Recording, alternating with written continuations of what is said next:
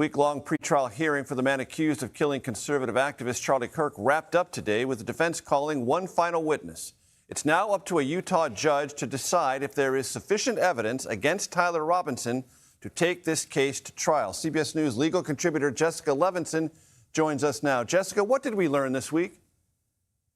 So what we learned is essentially a preview of the prosecution's case, much of which we'd already heard about. So we knew that the roommate's testimony was going to be key. We knew that there was allegedly a note left by Tyler Robinson for his roommate. We knew that there was going to be DNA evidence. We heard about that DNA evidence today. Maybe the biggest takeaway from today is you have that forensic expert, again, testifying for the prosecution, saying that it is at least 1 trillion times more likely that the DNA found on the rifle came from Tyler Robinson and somebody else than 2 unknown individuals. So again, I think what we saw over the last number of days is really a preview of the fact that the prosecution has a lot of different levels of evidence that they're going to use at a potential trial against Tyler Robinson. And what was the disposition of the defense attorneys in this process, and how much of a role did they have in either disputing or trying to recontextualize what was presented?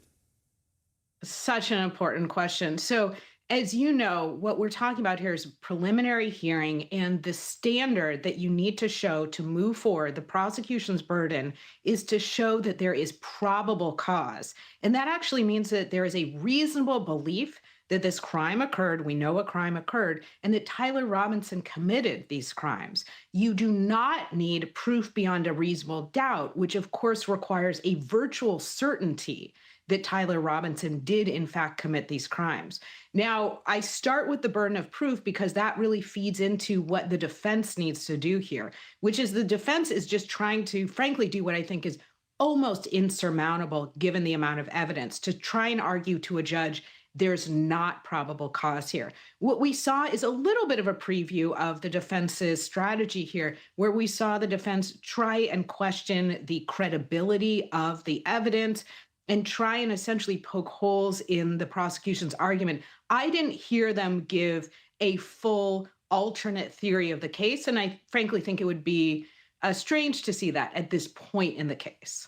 And Jessica, should anything be taken one way or the other from the fact that a judge did not declare this a settled matter with a move to trial today?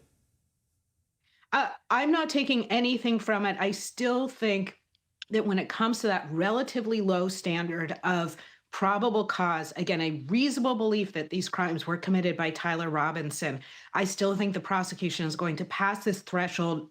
This is a case that, of course, you and I are talking about. I think the judge is going to be belt and suspenders about this. We had this 5-day hearing. Now both sides are going to submit more briefs. Then the judge will make a decision. I don't take from this that the judge is unsure about where to go next. Jessica, I'm going to ask you an unanswerable question, and I'm not trying to be unfair, but you know that this process is occurring within a small cauldron of disinformation that Charlie Kirk's widow, Erica, and her larger family of survivors have been trying to combat about what this case is about and theories alternate than what the prosecutors presented. You can't answer whether or not that's going to end that, but a lot was put on the record today that might. And I hope that it does. This is a really important and, yes, unanswerable question, which is how do we get people to focus in on the facts and not conspiracy theories? And I know that people who are watching your program are listening and hearing what happened in the courtroom, not what somebody's theory is, not what somebody thinks must have happened, but really what the prosecution is laying out. And to the extent you don't believe the prosecution, listen to how the defense is trying to combat the prosecution's case. It's not at this point, as far as I can see, through conspiracy theories. It's through the typical way that the defense does that, which is trying to call into question things like the DNA evidence.